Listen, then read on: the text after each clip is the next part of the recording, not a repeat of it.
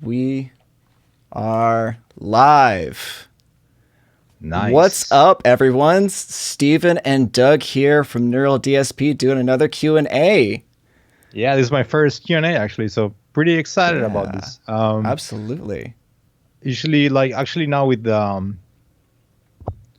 Neural, I've enjoyed to be a bit more on the sidelines, whereas with Dardos, I was like in a big way like kind of like the face of the company, and I have to say that I've enjoyed sort of to have like this more like behind the scenes role. So that's been fun, but it's I mean I think it's cool to be a bit more out there and actually interact with the users and I mean the people who support us, because without without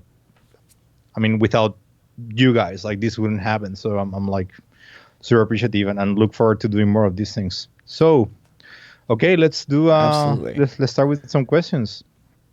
All right, Um so looks like we already got some questions in from the chat.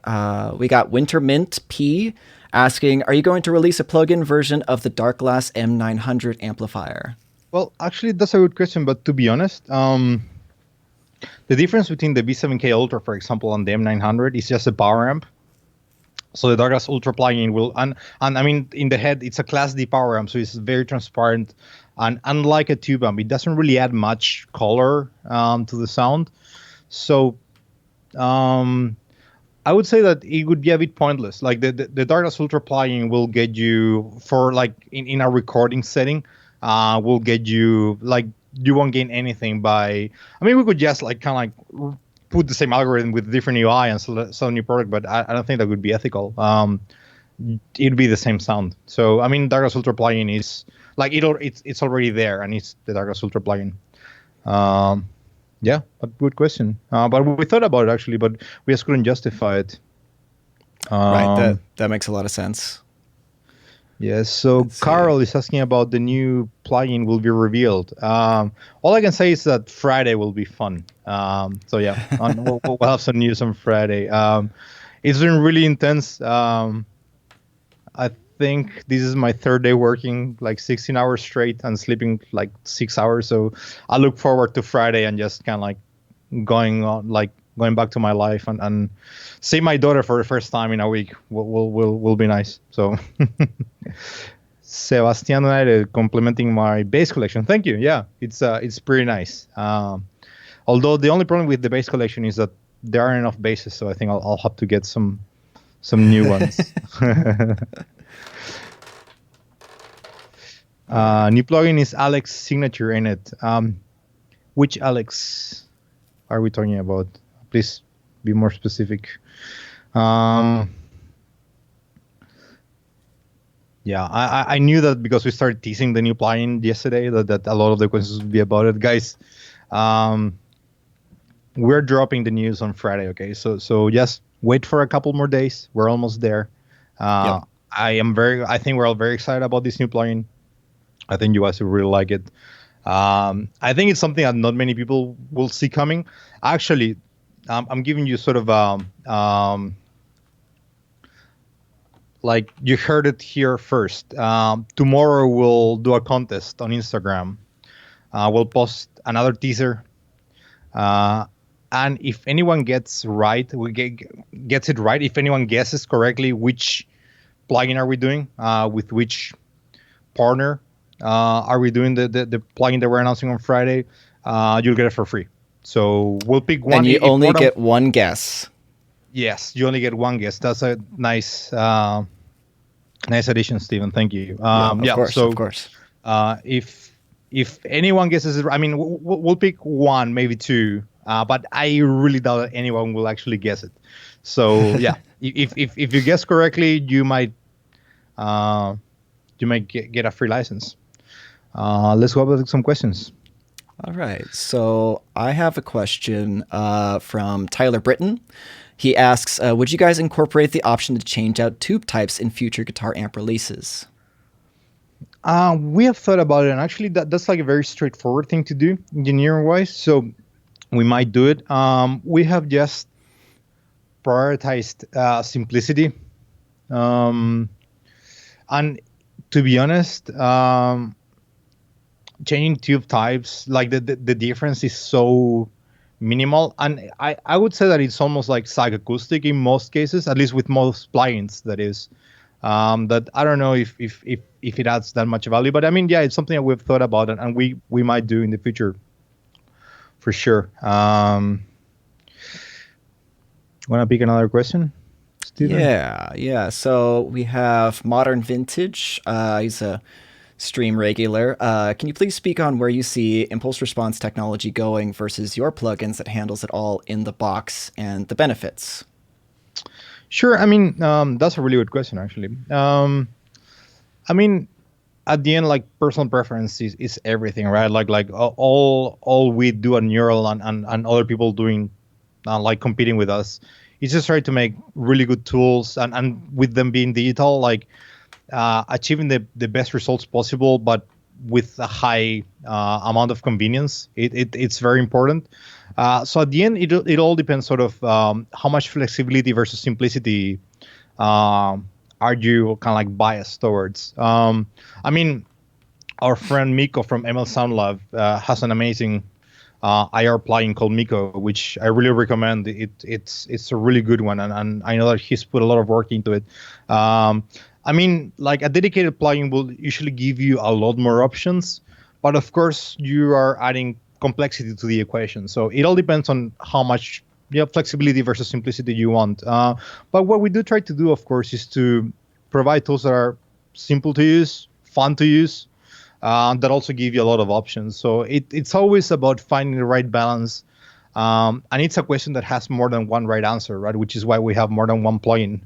And we'll continue to do more things. It's just to maybe make the right tool, like it's the right tool for the right people. So different people will be drawn towards different levels of complexity versus simplicity.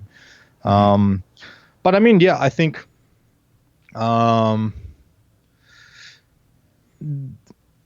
would say that ML Sound Lab is one of the best like cab sim companies around. I mean, I like on Hammer too. Like there are several great companies, but Miko and ML Sound Lab stand out, I think. And I mean, we have when we design a plugin, we try I mean, for a last plugin, we might have tried. I'm not kidding, like over 2,000 IRs. It took a while to go through all of them. And like, I mean, the ones we use for the plugin that's coming on Friday are amazing, and I think ML Sound Lab also stand out as like really amazing quality. They just sound right. But I think, I mean, there are other companies that are doing interesting things. I have some I've tested some IRs from other companies that are also doing some cool things. So I mean, there's a lot of options out there nowadays, and I think it's amazing. Awesome. Sorry, I tend to ramble a bit. It's late here. It's all good. Let's go. Good. Let's go with the next question. All right. Let's see. I have a question from Tim Robertson. What does the future hold for AMP simulations, and are current representations like as realistic as possible, or is there room for improvement? I mean, it's tricky to answer, because if you would have asked that question to the people sort of at the cutting edge in 2002, they would have probably said that, now it's as good as it gets, and then technology just advances. Even today with like modern computers, CPU consumption is still an issue. So you are forced to optimize algorithms. So I really think that once, say, when CPUs that are, I don't know, like I would say 5 times more powerful than a standard MacBook Pro is today, for example, I think you might be able to run slightly more accurate algorithms comfortably with that kind of processing power. With that being said, and we're actually doing a lot of many people don't know this, but Neural, besides having a really strong product development team, like engineering team, we also have a really strong research team, which are doing things that, I mean, people might not see or hear about, a year from now or 2 years from now. They're doing like more like long-term research, and we've been really fortunate to being able to find like a lot of success early on, so that we can fund longer term research and take some risks there. Um, I mean, yeah, those guys are doing things that I think are a step ahead of what I've seen from us and anyone else nowadays. And this includes not only native plugin companies, but also, proprietary hardware units like modeling devices. With that being said, though, the difference is like right now we're at such a high level, not just us, but us and a few others, that any improvement from now on, I think, is like quite subtle. And it's quite subtle. It's quite subtle in the sense that we're like being able to replicate a tube amplifier more accurately, but how much of that is actually valuable and useful? It's more of a philosophical and a very subjective question, actually. But yeah, I mean, I think that there's some room for improvement when it comes to accuracy. I mean, the mathematical models are not perfect, and then the kind of like the C++ code you write to solve the differential equations in real time have to be optimized. So you do have to, like, I mean, yeah, you will sacrifice something. Whether that something, I mean, it's quantifiable, but I'm not sure how perceivable it is for most people. But yeah, I mean, that's my long way to say that there is room for improvement, but I would say very subtle. I'd say that we're probably like 90 to 95% there when it comes to modeling accuracy. I mean, not just us, but I would say like kind of like state of the art audio, analog modeling technology. But yeah, I mean, I think there's still like a good 5-10% that would probably be 4 times more expensive when it comes to computational requirements. But yeah, Right. I mean, we can still do better. Of course. Let's See. see, Tanner Lester, do you have an amp you've always wanted to create a plugin for but never did? We're doing a lot of models, actually, so it's a really good question. There are some like, I mean, I'm a bass player, right? And I'm a sucker for like old school stoner stuff. So I would say some of the trainer stuff, like we just haven't had like, it's not really high on the priority list. But me personally, I love to do it. Just for myself. So I mean, we might get to do some trainer stuff. Yeah, an acoustic amp also, like, I mean, acoustic, the brand acoustic would also be cool. Fender, don't sue me. Acoustic is owned by Fender, so please don't. All trademarks belong to their owners. Yeah, some acoustic. I mean, I'm a bass player, so like all my answers will be like bass, based geared. One thing that I'd really like to do, like we're not doing it, so I can be like quite open about me wanting to do it. I would love to do a Big Muff plugin that is like all the versions of the Big Muff. There's like 28 of them. I think that would be very fun. So yeah, maybe we'll do that at some point. I don't know. That'd be great. I know I personally would love that.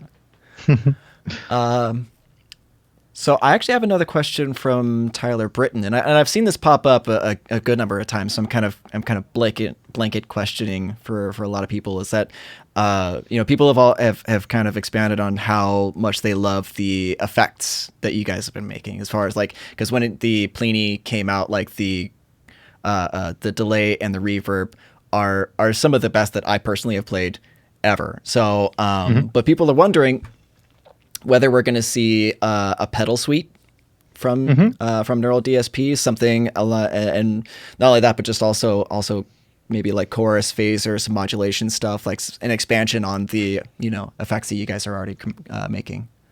Yeah, I mean, actually, that's interesting because the reverb and the delay were part of these like long-term research projects that we have people do, and we do have some. And actually, it's people with academic backgrounds, right? So it's like PhD candidates or like people doing their master thesis, collaborating with us. Yeah, I mean, we're working on experimenting with modulation. So yeah, I mean, like chorus and phasers and flangers are sort of inevitable, and they'll come sooner or later. I don't think we'll do a pedal suite just yet. Because the roadmap is quite intense. I mean, like we're working on a lot of stuff simultaneously. So, not for the time being, but I think we will add different types of effects on upcoming plugins. Um, Awesome. yeah. So actually, Mr. Hardworker says that the problem with the Sims is the feel, and I agree. Actually, I think sort of like the dynamic feel is usually the telltale for when you if you do a blind test, an IB blind test with a physical amplifier and a digital model of it, whether it's on a modeling device or on a native plugin. And actually, the reason for that, there's a very good reason of why that is so hard to replicate. And the reason for it is that basically an amplifier is a controller. Um, all the energy from the amplifier, so like actually the loud sound that you hear from your guitar is actually energy from the power supply being modulated by the power amplifier. So basically your guitar signal is sort of like this control signal that releases energy from the power supply onto the transducer, the speaker in this case. um, that transfer of energy is not instantaneous. Like it takes a while for like the electrons to go from the capacitors on the power supply all the way through the pentodes in the case of a power amp, um, and then to the speaker. So that produces kind of like the sag, and there's like this envelope effect on a power amp. There's this like on a very nice high gain guitar tube amplifier, for example, you will hear the attack like the high frequencies first, and the low end will come after. It's kind of like this foundation that like kind of like I don't know like that surrounds the high end. It's very hard to explain, but I mean, if you play through a real amp, you know what I'm talking about. Um, and for you to simulate that, first you need to understand the behavior of each circuit, like electronically well enough that you can then create a mathematical model of it. And that is very difficult to do. Like there are very few people in the world that can actually that understand electronics and audio electronics well enough, and also uh, digital signal processing well enough, and computer science well enough that they can go from circuit to mathematical model to code that can model that really accurately. And I think there are very few companies that can actually get very close to a tube amplifier's dynamic response. And I think we are among those few companies that actually were able to pull it off. It's because of the know-how and the knowledge of truly insanely intelligent people that by random luck happen to love audio and music. Because if you're smart enough to be able to do that, you're smart enough to do anything. Like the only reason those people are not working at Google making 10 times more money is because they love, audio and music more than money, which is fortunate for us. And we're lucky enough to have a few of those people that are at that level. But yeah, I agree. Like that is super difficult to do. Actually, doing a model like a digital model of a tube preamp, because you're gonna have the whole power supply reactive load interaction. The speaker. It's way easier. I mean, like I would say the time and sort of like the know-how and the amount of people we need to put to do preamp versus a power amp is probably 10 to 1. So yeah, it takes like 10 times the amount of man hours to model a preamp than to do a power amp. Wow, But yeah, that's I agree. intense. Yeah, it's intense. Okay, so I have another question from a previous Q&A, Mhm. which I thought was pretty interesting. How and why did the Fortin and Neural collaboration start? And also, why did Neural choose the Nameless as the first amplifier? And this is from Modern Vintage again. Okay, yeah, that's a good question. Actually, it all started last January, so January, February 2018. And actually, this is before Neural, like Neural existed, but it was on stealth mode. So it was just me, Francisco, the co-founder, and a couple of engineers just doing like, it was like a skunk works. Actually, we're like in a corner of the Douglas office, working on some stuff. And Mike called me out of the blue, actually proposing a collaboration between Douglas and 14 for some hardware development. I can't say what it was exactly, but yeah, Mike wanted to collaborate with Douglas, and he wanted to develop some electronic circuits together. Um, And I mean, we discussed it, and then I also mentioned, by the way, I'm starting this like um, audio DSP company called Neural DSP, and would love to model some of your amplifiers and make them available to everyone. And this is when Mike was doing the Meshuggah amps, and they were like very limited runs that sold out very quickly. And it seemed like a good candidate to go for it. So yeah, I mean, and to Mike's credit, he really took a leap of faith, because when he trusted us with this, we hadn't done. I mean, the Darkness Ultra plugin was not a thing; like it wasn't out. So he really he took a risk. He bet on us, but it was a risky bet. And I will be forever grateful and appreciative of that, because he had no reason to do it. He could have easily said no, and I would have still been willing to collaborate with him on the darker side of things. Like it was the deal made sense. But I'm really glad that he agreed, because I think the Nameless was sort of like took Neural to a new level when it came to visibility and the amount of people that actually knew who we were and cared about what we were doing. So like that sort of paved the way and opened many doors for us. So yeah, but yeah, it was like almost random luck. I mean, like if Mike wouldn't have called me with this other idea, it might have never happened. So I mean, luck and timing is very important. As much as I'd love to take credit for many things, yes, I mean, there's a lot of hard work and good decisions that you have to make along the way, but there's always a intangible luck component in things that are risky, and this is one of sort of like this lucky, like the stars just aligned for us. But yeah, that's how it happened. Awesome. Okay, not a technical question, but where did the idea of founding Neural DSP come from? Was it always a thought going to the VST business, basically with Darkness? I mean, there's two versions of this story, actually. So if you ask me, I'll tell you one version. If you ask Francisco, the co-founder, he'll tell you his version of the story. And it's funny because we both tell the same story, and they're different stories, and we both sort of like accept that our versions of the story are different, and it's fine. I'll tell his first and then mine. So his was that Darkness got approached by a plugin company, actually by a couple plugin companies 3 or 4 years ago, and they offered to do a Darkness plugin. And I declined because I didn't understand much about it, to be honest. Like I'm an electronics engineer, but I'm an analog guy, and like that's my technical background is an analog electronic design, so I didn't understand much of it. And Francisco was actually he used to work at Douglas before, so he was the QA manager, and then he was the second guy running the whole manufacturing operation at some point. Also, he's a very capable, driven guy, so he was great at that. But he's also like a professional audio engineer. Like that's what he went to school for. So he's a certified Pro Tools engineer. He's very like proficient when it comes to production. And he told me, man, like plugins are huge. Like we should get into this. So his version of the story is that after we got approached by these people, he actually went out and find a developer and hired him. And that part it's actually true. Like his version of the story is absolutely true. So this is why I don't argue much with it. And actually, he did that. Like he really found the DSP guy that was great, and we're still working with him.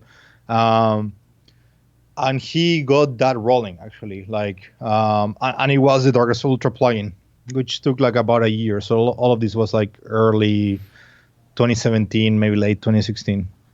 That's his version of the story. My version was that after, mine happened like maybe a year before his side, and sort of like the itch for doing digital like modeling of the Darkless products was there, because basically all of the major modeling devices had a Darkless algorithm in them, and that really pissed me off in a way, because we aren't getting any credit or getting paid for it or anything.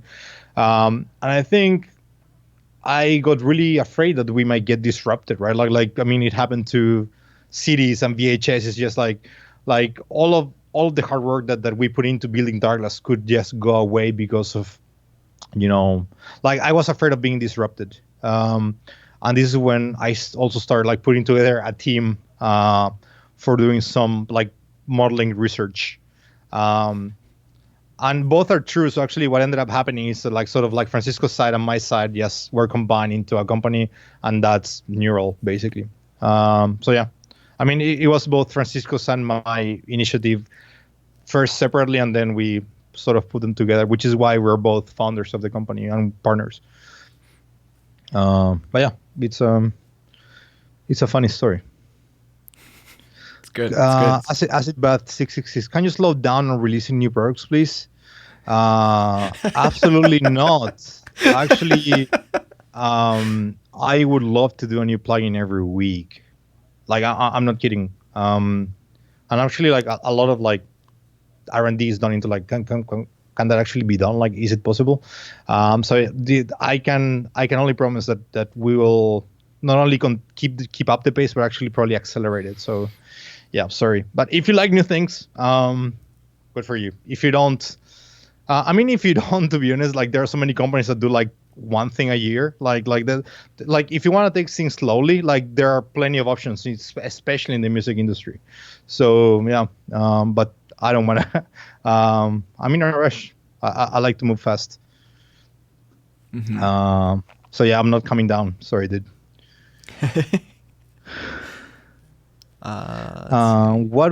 What would you do when you hit a creative roadblock, be it composing, product idea, new direction in life, etc.? That's a really good question. And actually, I went through a really bad one, like maybe 3 years ago. I was like, and I think the main enemy of creation, I would say, is high expectations of the bad and fear. So it's like if you like this happens to me not only with product design, but also like I do most of the copyrights for all like the website and like all the written descriptions of the products. I usually write them.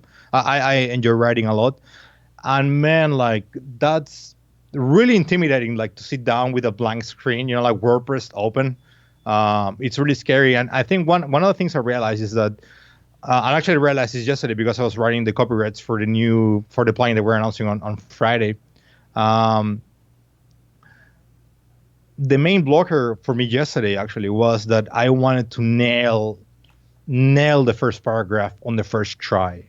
And I realized that the moment that I let go of that, and I was actually just writing all of the good things about the product, all the things that I was personally excited about, all of I just started writing down like all the key points of what made the story cool, what made the product really awesome, in my opinion.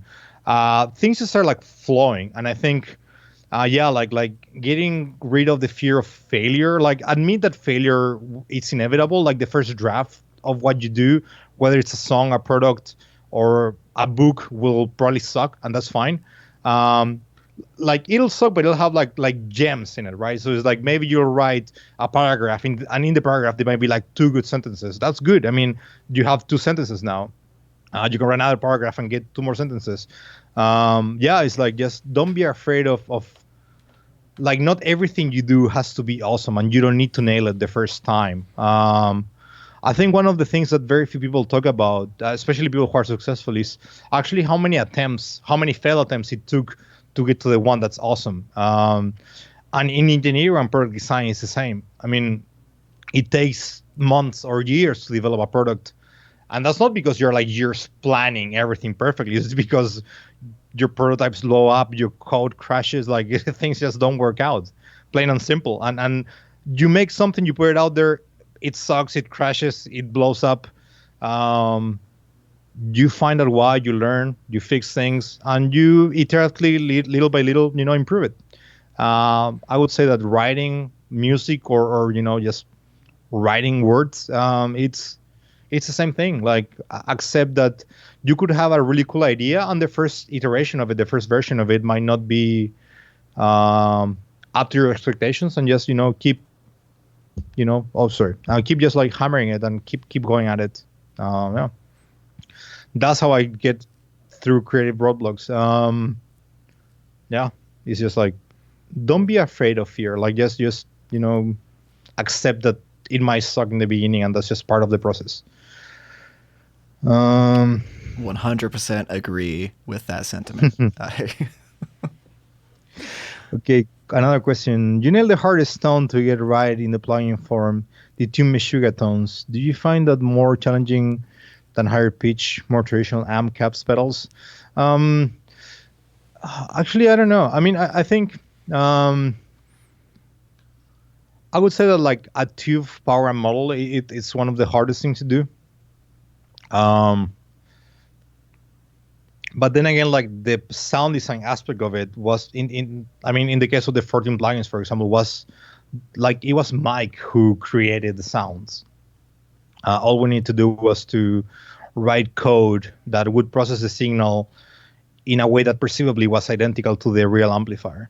Um, so I would say that I mean, on all of the credit is not mine. Is for our development team. I mean, we have some of like the smartest people I've ever met working at Neural, and I'm really grateful and I'm privileged to be able to work with such talented and driven people. But yeah, like I mean, all these guys did was just make a very very accurate, model version of the amplifier that Mike designed in the case of the Nameless or the NTS. So I think that question is probably more. I mean, if you ask me from the point of view of Darkglass, in which I did like all the sound design and I still in a way kind of do. Yeah, I mean, like it's super difficult. But when it comes to the guitar plugins, that's a question that you should ask probably Mike 14. Yeah.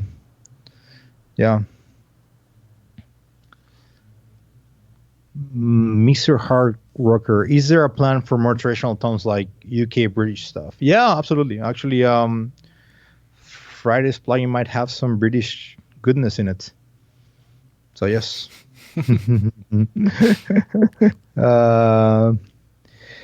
Any plans for making a hardware product for Neural DSP plugins, like a hardware that can load Nameless NTS archetype? That's a really good question. I mean, I'd love to do it, but the truth about, I mean, like if doing a digital model of an existing tube amplifier is, I would say, 10 times more difficult than actually doing the amplifier.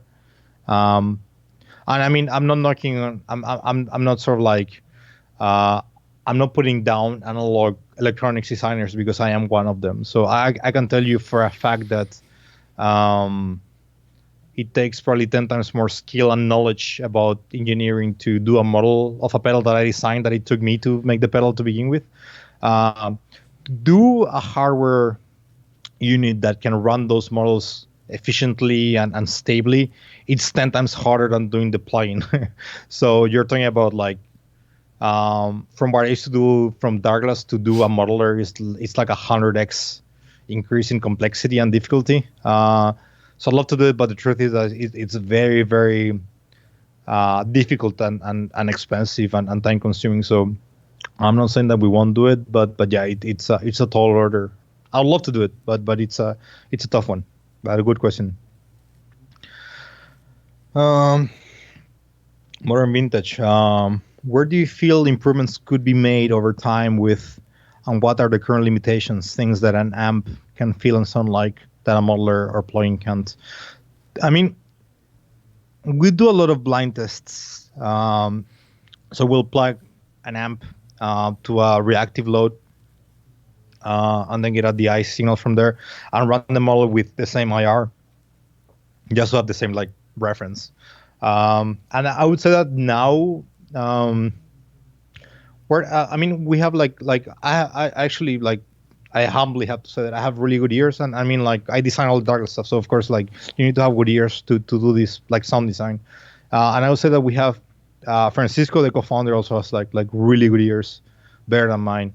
And we have another guy who has like probably even better, like more sensitive ears, who's a professional musician.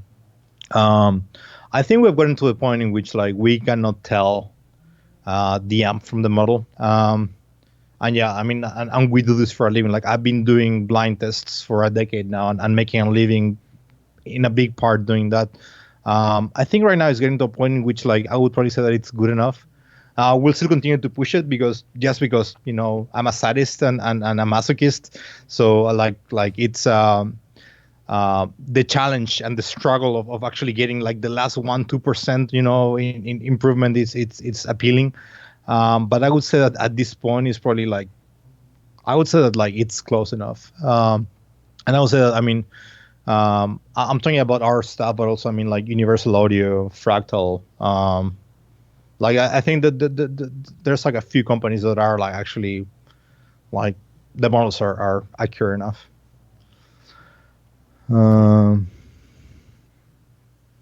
Okay, bigger question, Steven. Yeah, let's see. This one is from Rod Kings. This is from a previous Q&A. Could Okay. you explain the cycle of releasing a plugin? Like team size, how does testing work? But I think probably what it comes from is just being able to put out consistently good products so as quickly as Neural has. I think that it's interesting. Yeah, well, I mean, sort of that's a two-part question. So, I mean, the product cycle it usually starts from like the first thing is the concept of the plugin, and usually the concept has to be very exciting. So it like kind of like the features, the story behind it, the way it's gonna look, the way it's gonna sound. Uh, that concept written on paper has to be something that gets us excited. So that's the first step. And then after that, we just get to work, right? Like we list all the elements on the plugin. So which amplifiers we're gonna have, which speakers do we want, which type of effects do we want, and then we just start planning R&D. I mean, we have a team of great engineers, so we have a bunch of meetings, allocate resources, strategically plan things, and then sort of like the accelerating the pace is just a result of trying to become more efficient at doing things. And efficiency comes from just developing know-how. So it's like we are getting better, we're getting more experienced, we're getting smarter about doing the work more efficient. And also there's like a lot of R&D done so that we can create internal tools that help us accelerate things. So I think if we are able to do like a new amp every week or something like insane like that,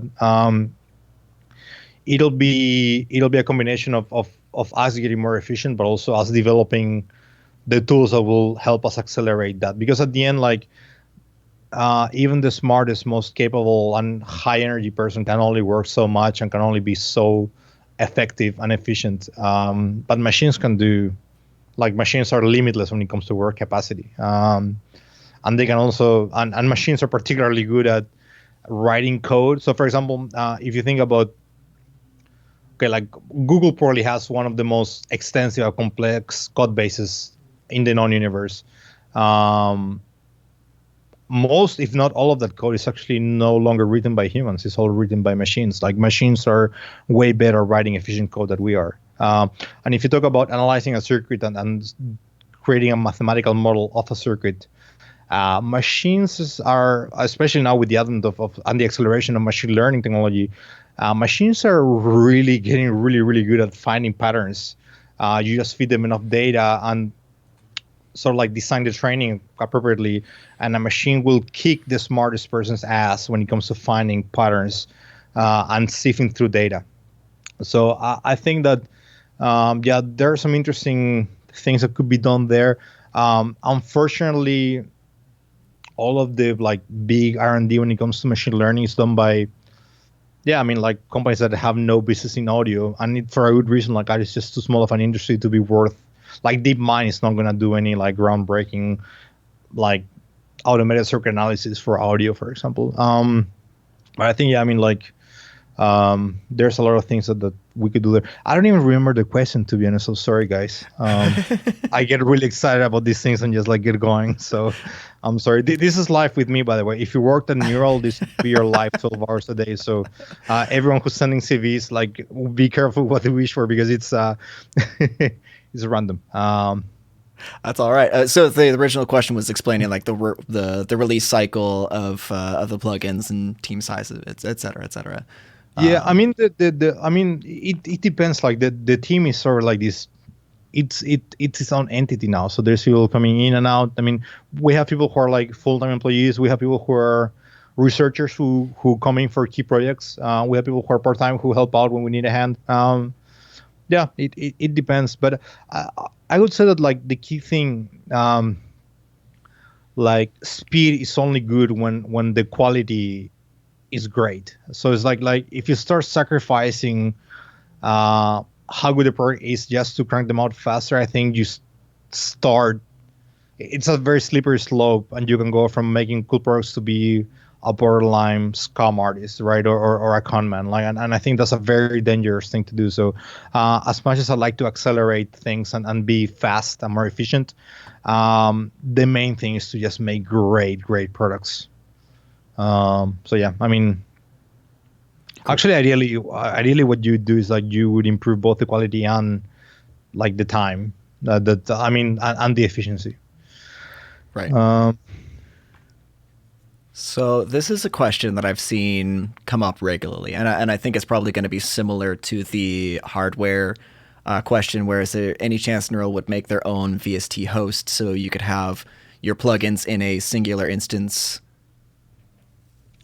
yeah, I mean that is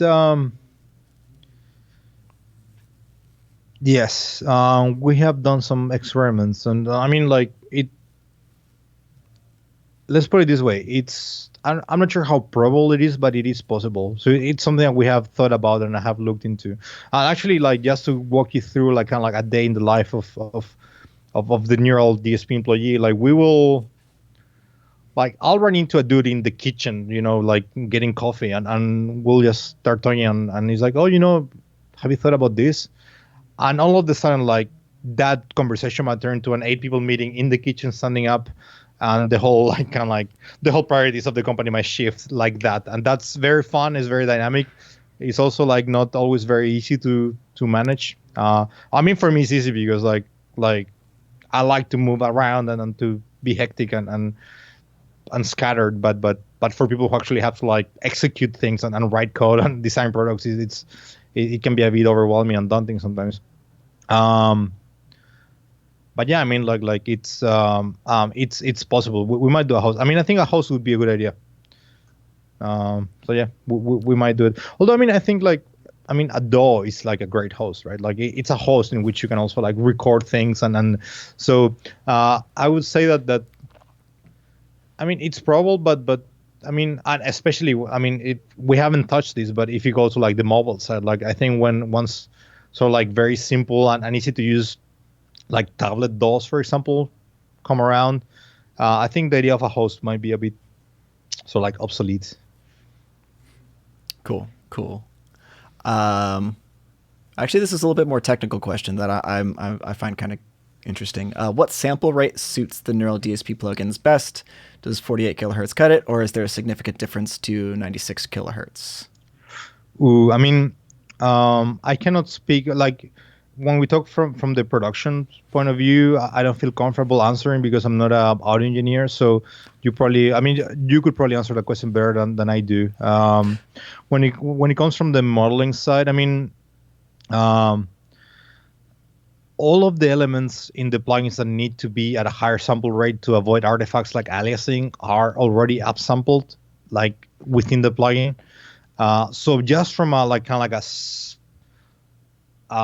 like sound quality from like the guitar signal point of view, I don't see much of a difference. But then again, probably you, Steven, with a much more extensive background in audio engineering and mixing and mastering, can probably answer the other side of the question much better. I personally don't find much of a difference. I haven't really run a whole lot of dedicated tests to doing so either, to be honest. But as far as like if you showed me two examples, I probably couldn't much tell the difference, to be very honest. For me personally, I don't tend to stress over the very, very small details as much as other people do, because I'm much more of an 80-20 kind of person. Like I care if the song emotionally hits the listener as I intended it to. Mm-hmm. So I come from a much more pragmatic kind of background where, yeah, I know the technical reasons why you would want to use 96 kilohertz versus 48 kilohertz. But as far as whether I could tell the difference right off the bat, I don't think I could.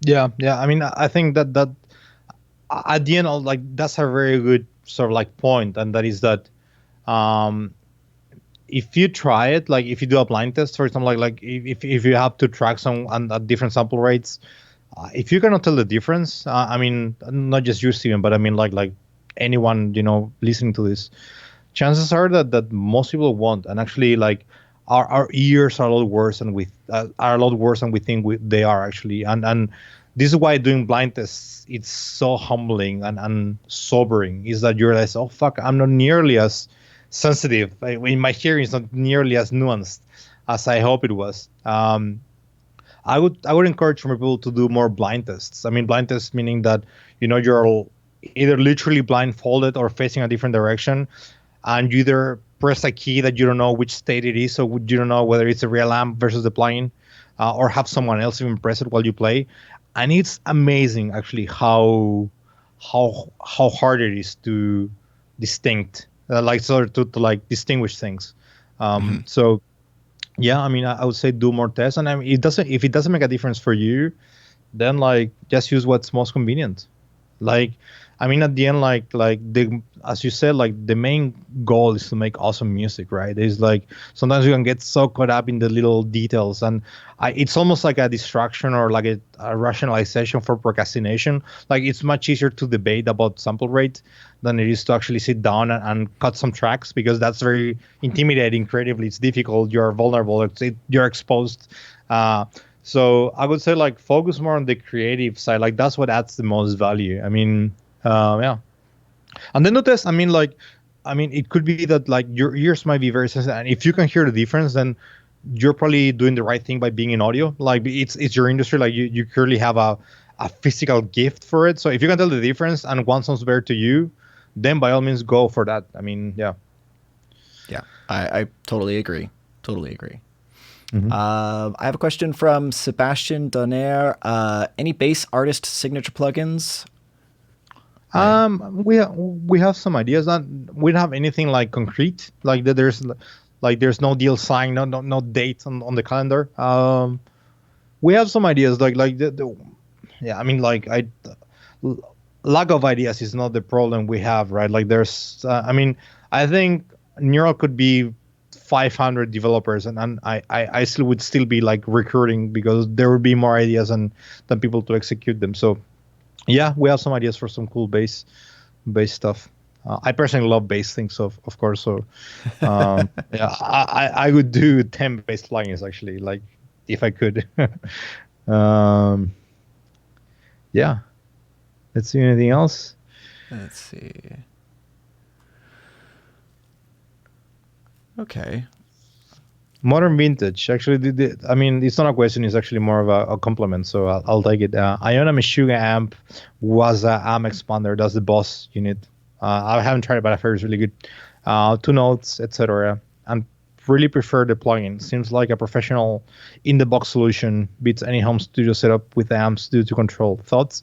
I mean, so the heads are identical. Actually, Francisco made an A/B video comparing the head to the plugin in the case of the Nameless, and yeah, I mean, like they're I mean, indistinguishable from each other. You could actually measure the outputs, and even like on a spectrum analyzer or an oscilloscope, the waveforms and the spectrum looks like very, very similar. I would say that if you prefer the plugin, it might be because I mean, like I would say that the hardest part of getting a good guitar sound in the studio is actually miking the caps. It's like choosing the microphones and the positioning itself. It's quite tricky. That takes a lot of experience. And the advantage of the plugin is that all that is out of the equation. Like any combination of, you won't have any phase issues between the mics. You can like really just go by what sounds best to you, and there's like no wrong way to set them up.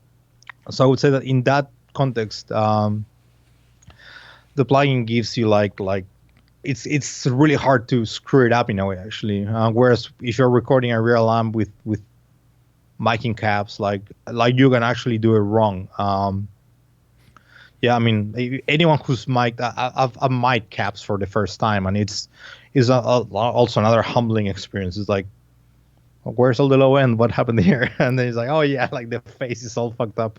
Yep. So yeah, I mean, I would say the plugin gives you all the options, like gives you all the variability that you want that's useful, and it really removes the room for messing it up. So yeah, I mean, but if you're running the plugin into a reactive load box and then running with the same IR and you still prefer the plugin, then that might be a problem with the reactive load you're using. So actually, the output transformer of the TF power amp will interact with the reactive load. So different load boxes will actually give you a different sound. Very few people know this. So say if you try a Fractal Audio X Load, I think is the name, the Sur, and Universal Audio Aux. Even if you're using the same impulse with them, they will all sound different, and that's just because the physical components in the load will have different characteristics that will like they will create a different frequency response. Like they're basically elements that create a filter. The power amp, um, the output transformer of the power amplifier with the elements in the load create a very complex filter, and different components will create a different frequency response for those filters. So if you're finding a big difference and one sounds better than the other, it's probably something going on with the load you're using. So I would encourage you to try different reactive loads. At Neural, we have a few commercial ones. We have a Sur, we have an X load, but at the end we just make our own. So actually we just recycle a bunch of old Darkless amplifier chassis and built our own 200 watt for loads, which I think sound like they're really good. We might sell them actually. I mean, we never had a plan to sell them, but they're so good that I think they might be actually of value to others as well. But yeah, we make our own. Awesome. My opinion on what's the best method for using a cab with the plugins. I mean, it's sound, right? So it's subjective. So my opinion is my opinion, and if you like something else better, then nobody's right or wrong. What I would recommend though is like if you really like the sound of the plugin in the box, just get a good transparent power amp. So any solid state power amplifier would probably do, like a Class D amplifier.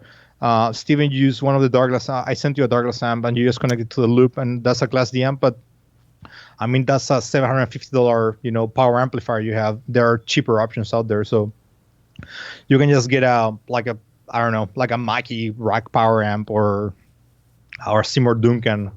They're making some good power amplifiers. Any solid state or Class D power amplifier will do. And yeah, just like get your signal out of the box from your interface to the power amp and connect it to your favorite cabinet. That's pretty straightforward. And bypass the capsim section on the plugin, of course, because then you have two cabinets and it sounds very dull. So like, don't do that. But yeah, or you can just go through a full range speaker, like an FFRR speaker or a PA, and then you can keep the capsim on, and then you control sort of like all of the elements in the sound, in the box, and on all that the extended range speaker and power amp are doing is just making it really loud. Any plans on collaborating with Nolly or Amos and Ankle from Tesseract? They're pretty much the best players in this genre. Yeah. Oh man. I mean, Nolly and I have been friends for almost 10 years now. I met Nolly in 2010, actually, believe it or not. So we've been friends for a long time. I love his stuff. I mean, I love Nolly. He's one of my best friends, but also he's like a really big inspiration to me. He's so intelligent and so good at everything he does. It's kind of scary. Like, he will get into something and 2 months later he'll be like amazing at it, and it's like, how? And while doing like 20 other things. So yeah, I mean, I love talking to Nolly. Like we talk all the time, and it's a pleasure to just be around him. And Akon and Amos also like lovely guys, and I would say Tesseract is one of my favorite bands ever. Yeah, I mean, they're amazing. So yeah, I mean, I'd love to work with those guys. It'd be great. And I agree that they're some of the best talents and minds in the business right now, especially in this side of the industry. Yeah. Let's see. Pick another question. Let's see. I got one Actually, well, here. people are sort of like question, like answering each other, which is nice. Yeah. That's cool. I had a couple earlier. Rukshan Palinda asks, any possibilities to collaborate with Fractal Audio or Kemper? Nah, I think we're gonna do our own thing. I mean, Good. nothing against those guys. Like, they're good companies. I've never met anyone from those companies, so I don't have any good or bad impression or opinion on them. But yeah, I think like we want to do our own thing. We really want to collaborate with more artists and like analog brands, like help them bring their vision to the digital realm. But Fractal and Kemper are already doing that, right? So it's like we're definitely competing for kind of like that. So yeah, I think we're more looking to collaborate with people in which we can like mutually benefit from the collaboration, which is like with Pliny, for example, is like I think both Pliny and us are very happy that we work together. Like, it's been just so mutually beneficial from like every single point of view, and we just want to do more of that. Fantastic. Mm-hmm. Something I've been seeing questioned a lot lately. When will MIDI support be available for the standalone? Because I know a lot of people want to play these things live and have a foot switch available. We are working on it, guys. So like, it's I read the comments. We pay attention and we listen. So yeah, we're working on it. I can't say when yet, because it's sort of one of the many things we're juggling at the moment. But we do have people working on it, and like actually sitting down and fixing problems and implementing, like engineering the solutions to make it happen. So it's coming sooner rather than later, but I just can't say when yet. But yeah, it's happening eventually. All right, so we're coming up towards the end of the stream, so this is last call for questions, you guys. Let's go ahead and get that in now. Somebody's asking if we would like to work with David Maximisic. Yeah, that'd be interesting. I'm a big fan of his. He's amazing, and he's not just like, I mean, like disgustingly talented, but also he seems like a really cool guy. Actually, Pliny is good friends with him, and he has nothing but good things to say about him. So yeah, I mean, why not? Yeah, he does really good content. I like his stuff. Yeah, and I mean, his playing is in like I hate him. He's so good. And then, I mean, the music, the way he I mean, in a way, it's like a nollie. Like, it's like he can do no wrong, right? Like, everything he does is just like flawless. And I mean, and you would love to hate them if they weren't so nice, also on top of everything. So, Right. so yeah, I'm a big fan of yeah. Let's DMM, see. cool dude. AJ asks, will you make a plugin of the Alpha Omega? It's possible. I mean, we could do it. Yeah, I mean, it's all about priorities right now. So it's like we have some like ideas that I think will be really big, and some that would be excited, but maybe not so big from the business point of view. So we're just trying to sort of prioritize instinct versus what we know will work. Right. Again, it's one of the things that it's possible, but I can't say how probable. Right. That'll become my like de facto deflective answer, actually. Possible, Yeah. but I don't know how probable. That's like I cannot Right. confirm nor deny. Right. Nice. Well, I Thanks think for I think hiring. something. Oh, go ahead. Sorry, I have one comment. Last comment. Yeah. Thanks for hiring Steve. He's done more for my playing, understanding, etc. than you can imagine. I'm a customer for life due to him, and of course you. Thanks for everything. All the best. Thank you, Modern Vintage, and yeah, I'm also very happy that I hired Steve. So, yeah, it makes two of us. I think Steve is also pretty happy. He seems pretty happy to work with us. I'm very, very happy. You know, I couldn't be in a better position working with better people. Like, this is amazing. Thank you so much for the compliment, Modern Vintage. I really appreciate that a lot. Very, Very cool. Thank you, Modern Vintage. Yeah, very nice. Let's do one last one, and then I mean it's 1 minute past, but to be fair, we also started a couple of minutes late, so I think we could do one couple more minutes. Um, There's a question about noise in the interface, and actually the interface outside of the instrument itself, and just having like a light bulb next to your pickup, the interface is one of the biggest noise sources, and that's because the uh, digital analog converters and actually the codec itself, so it's analog digital, digital analog. Those it's just like cheaper parts, which are a part of cheaper products, are inherently noisier, and more expensive parts are so because they're quieter. I mean, what takes to make them quieter costs and takes more to do so. So yeah, unfortunately, when it comes to that, there's no way, or like there's no like technological breakthrough that will make a $20 interface be as quiet as your universal audio interface. Like there's just a quality of components there that is just quantifiable and undeniable. So yeah, I mean, if you're having a lot of noise, unfortunately, probably the best advice. I mean, you can still tidy things up. So you might have a lot of electrical noise, for example, coming from your electrical setup.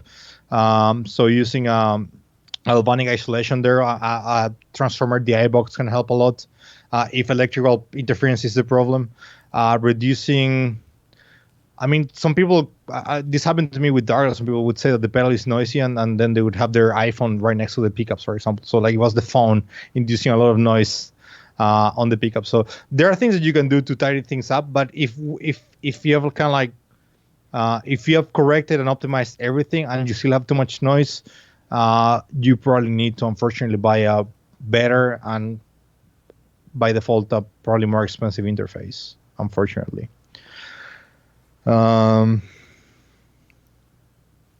Okay, let's do one more. Okay.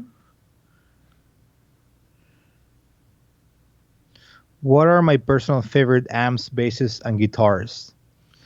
It's a good question. I mean, it depends on the instrument. I mean, and I will not mention Douglas because it's my company, so like, yeah.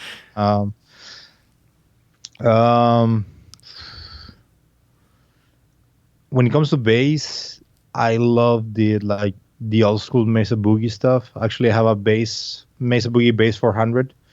It weighs like 800 pounds, but it sounds amazing. That's one of my favorite amps, and it was the amp used in the first Tool album, so I like that a lot.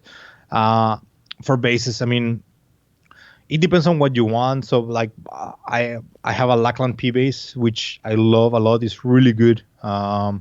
Actually, it's a 4-string, but I have it in drop A, so it's like very low. It's very gnarly. I love it.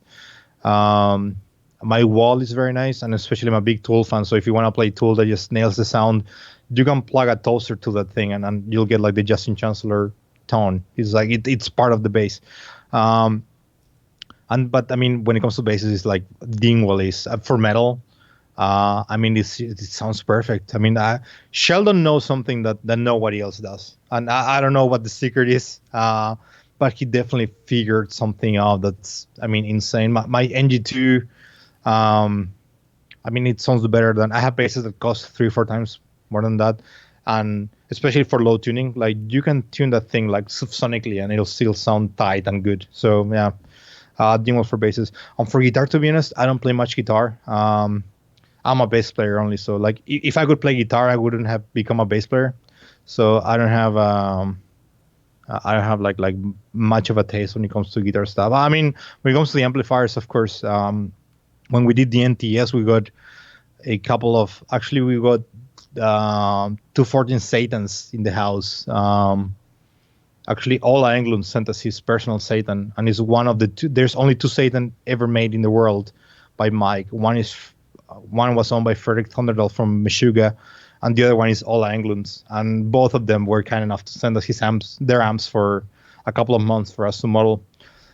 And that thing is just magical, man. I don't know. I'm sure Mike made a pact with the devil or something, because that's just like, I mean, it's perfect. And dude, I plugged the bass to it, and it sounded perfect too. Yeah, that is the best amplifier I've ever played on guitar. And it's not like I don't play that much guitar, but everyone in the office was like, when we plugged it in for the first time, we all were like, whoa, like mind blown. So yeah, 14 Satan, awesome stuff. I think that's it, guys. Thank you very much. This has been very fun. It's midnight in Helsinki, and I've been up since 6 a.m. So uh, I'm looking forward to going to bed. But this has been really fun. I really enjoyed it. I was very tired before starting this, but once the questions started rolling, it became very fun and very engaging. So I had a blast. I hope you guys did too, and I look forward to doing some of these in the future. Thank you very much. Absolutely. Yeah, this was a lot of fun. Thanks for coming on. And thanks everybody Thank you, Steven. for coming out to hang out, and we'll see you next week. Thank you. Peace out.